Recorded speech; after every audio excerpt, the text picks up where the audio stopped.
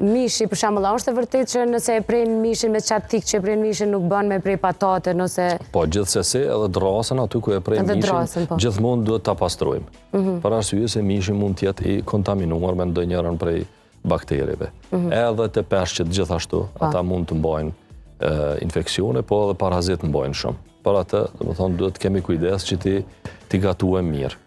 Kur e blem mishin e pulës të freskët, domethënë jo të ngrirë, a duhet vetëm ta hekim nga paketimi dhe ta përgatisim, atë mund ta pastrojmë apo jo, se si është e vërteta e kësaj? Në qoftë se është e paketuar që i blejmë këto filetot gjoksin e pulës, atëherë ato janë të gatshme, domethënë vetëm duhet t'i gatuim, për ndryshe se me pastrem tani vetëm përhapet më shumë salmonela ose infeksioni i cili është brenda tyre.